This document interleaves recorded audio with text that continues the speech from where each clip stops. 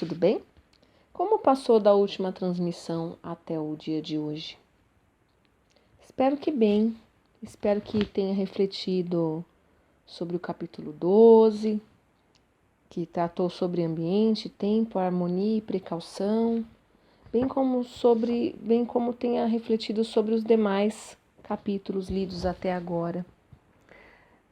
Nessa transmissão eu vou fazer um pouquinho diferente. Eu não vou mencionar um resumo ou a minha observação, a minha análise sobre o capítulo 12. Não, eu vou fazer a leitura do último capítulo do livro, já direto, porque você já tomou as suas próprias conclusões sobre o capítulo 12 e sobre o restante do livro também. Então, eu vou ler o último capítulo, que no próprio livro se intitula como resumo, e espero que você tenha gostado da leitura. Vamos lá.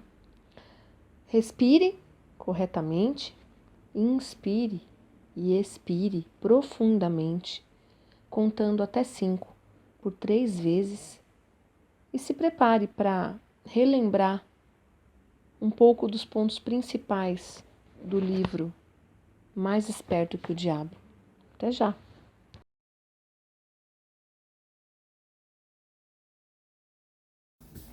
Existem 3 coisas interconectadas dentro de minha entrevista com o diabo que mais me interessam.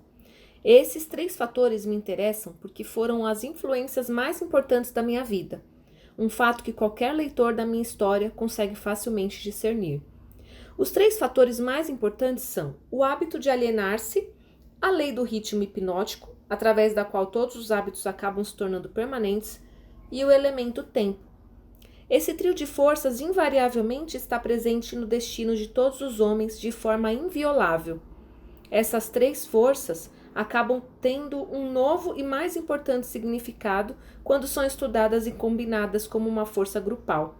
Não precisa ter muita imaginação e nem muito conhecimento sobre as leis naturais para entender que a maior parte das dificuldades nas quais as pessoas se encontram são suas próprias criações. Além disso, as dificuldades raramente são o resultado de circunstâncias imediatas.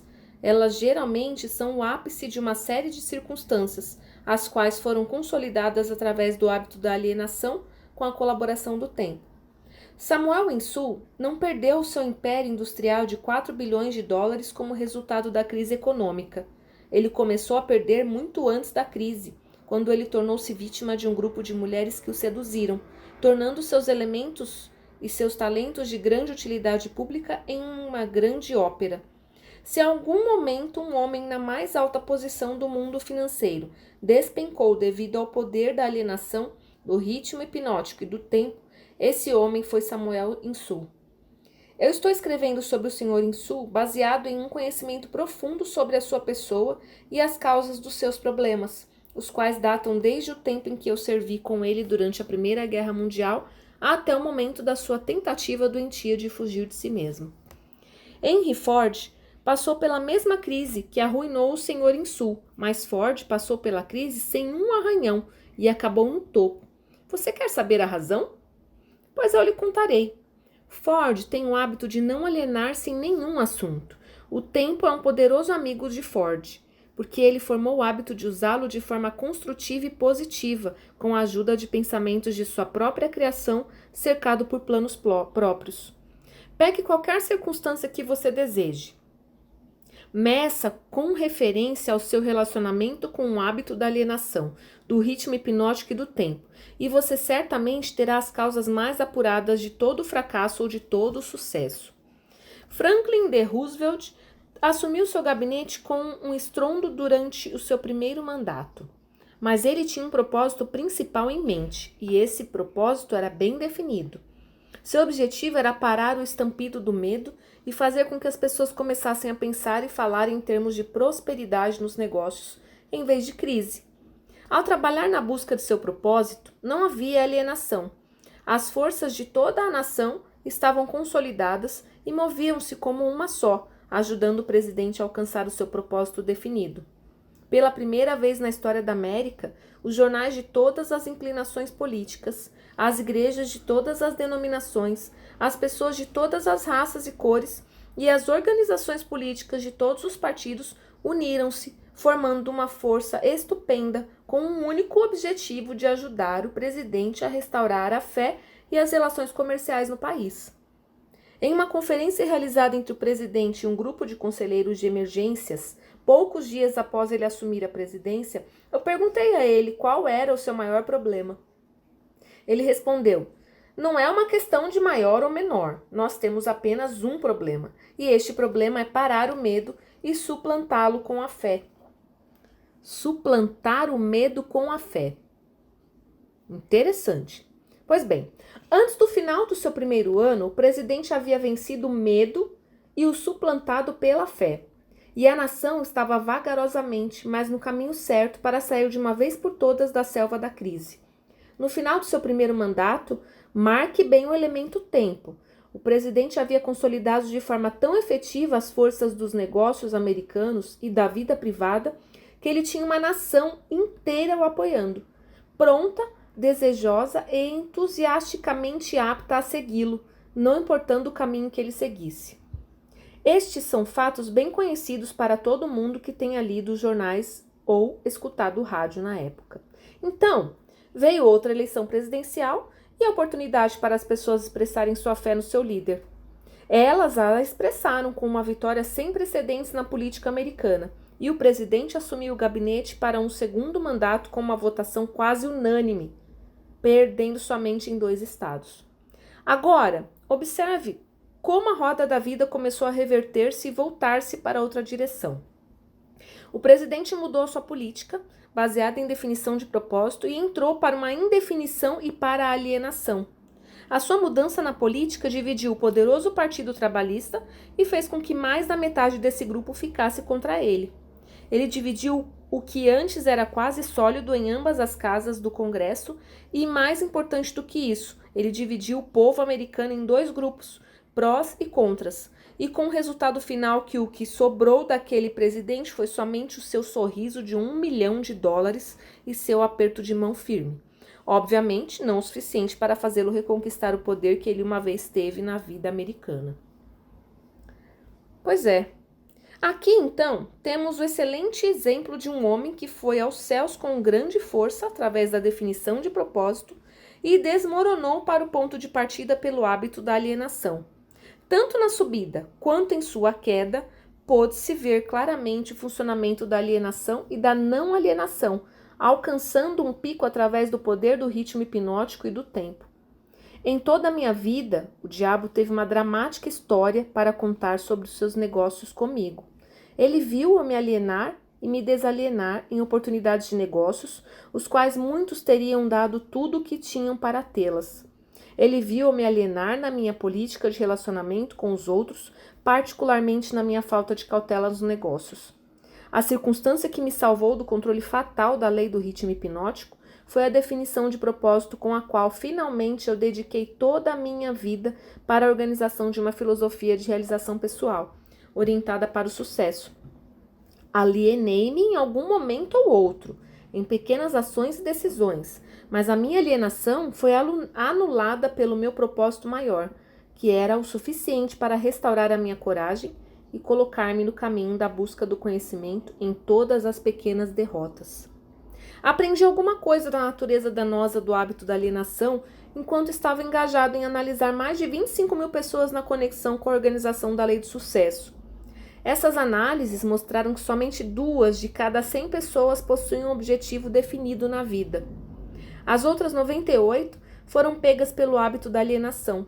Parece-me mais do que uma coincidência de que minhas análises claramente corroboraram as afirmações do diabo, de que ele controla 98 de cada 100 pessoas devido justamente ao hábito da alienação. Olhando para o passado e analisando a minha própria carreira, eu posso ver claramente que eu poderia ter evitado a maioria das derrotas temporárias com as quais eu me deparei se eu tivesse naquele momento seguido um plano para obtenção de meu maior propósito na vida. Da minha experiência em ter analisado os problemas de mais de 5 mil famílias, eu sei, definitivamente que a maioria das pessoas casadas que se desarmonizam um com o outro o fazem devido ao acúmulo de um grande número de pequenas circunstâncias no seu casamento, as quais poderiam ter sido esclarecidas e contornadas no momento em que foram criadas, se houvesse uma política definida para fazê-lo. Eles não vivem a sua vida de casal com definição de propósito. Assim a história é feita, desde o princípio dos tempos. O homem que possui o plano mais definido, com propósito e força, caminha para a vitória. Os outros correm para conseguir abrigo e acabam sob a liderança daqueles que são mais determinados. A resposta não é difícil de encontrar. Não há necessidade de olhar para o céu para encontrá-la. Da minha parte, eu preferiria procurar a resposta no diabo, porque ele me contaria rapidamente que a vitória vai para as pessoas que sabem o que querem e que estão determinadas a consegui-la. Elas dominaram o hábito da alienação. Elas possuem políticas definidas, planos definidos e objetivos definidos. A sua oposição, que muitas vezes está em número maior, não tem chance alguma contra elas, porque a oposição não possui um plano, nem um propósito e também não possui uma política, exceto a de alienar-se, esperando que alguma coisa possa vir de algum lugar para ajudá-las. Naquelas 3 breves frases, você possui todas as informações necessárias para distinguir com clareza a diferença entre o sucesso e o fracasso, a força e a falta dela. Chegamos agora perto do fim de nossa visita através deste livro.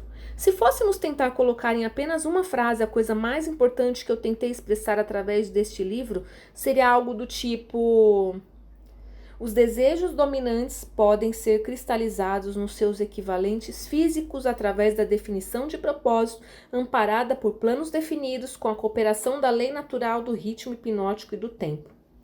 Uau! Aí você tem a fase positiva da filosofia de realização pessoal que eu tentei descrever através deste livro, com o máximo de brevidade e simplicidade.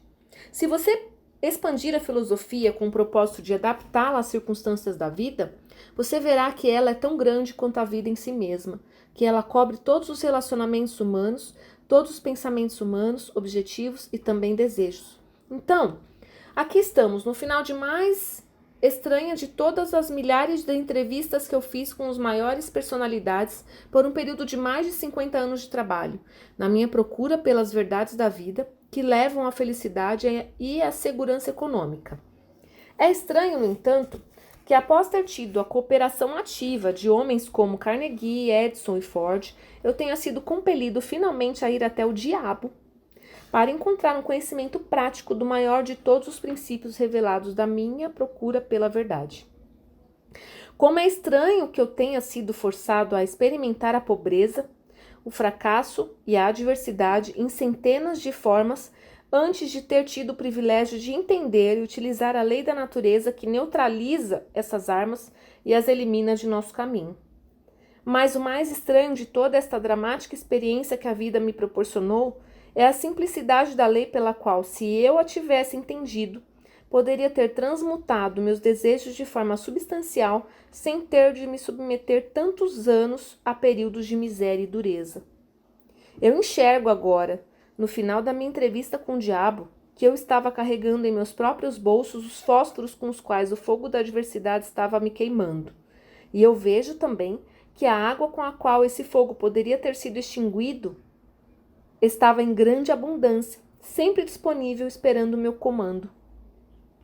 Eu procurei pela pedra filosofal com a qual o fracasso pode ser convertido em sucesso somente para aprender que tanto o sucesso quanto o fracasso são resultados das forças evolucionárias do nosso dia a dia, através do qual os pensamentos dominantes são costurados ponto a ponto e transformados nas coisas que queremos ou nas coisas que não queremos, de acordo com a natureza desses pensamentos.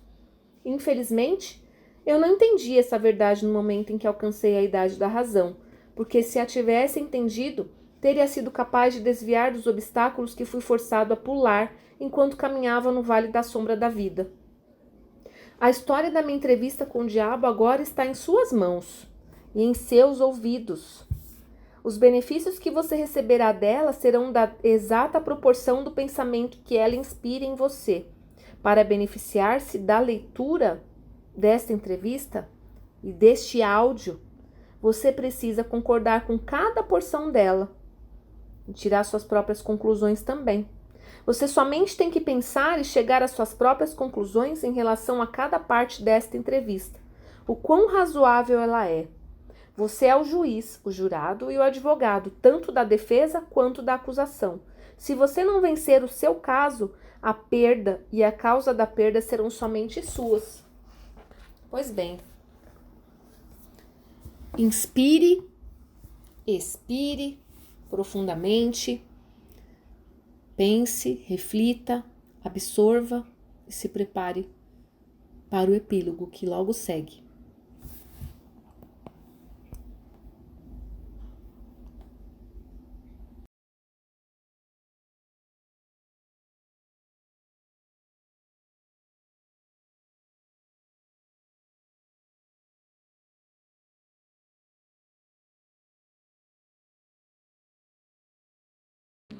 Vamos lá, epílogo. Uma noite, um velho índio Cherokee contou ao seu neto sobre uma luta que estava a acontecer dentro dele. Ele disse: Meu filho, esta luta é entre dois lobos.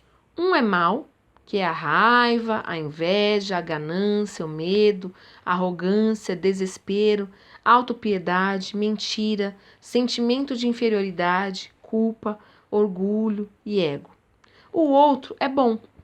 Alegria, coragem, paz, autodeterminação, serenidade, humildade, bondade, empatia, verdade, compaixão e fé. O neto, ouvindo tudo aquilo atentamente, então perguntou ao avô: Qual dos lobos vence?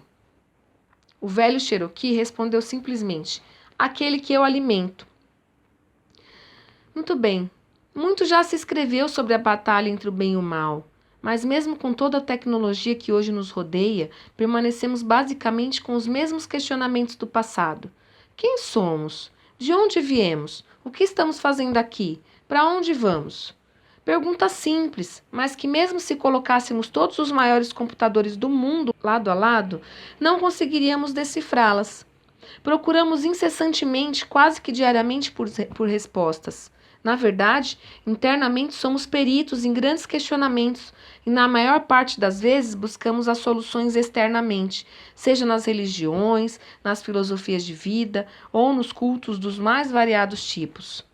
Napoleão Hill decidiu buscar respostas com ninguém menos do que o próprio diabo.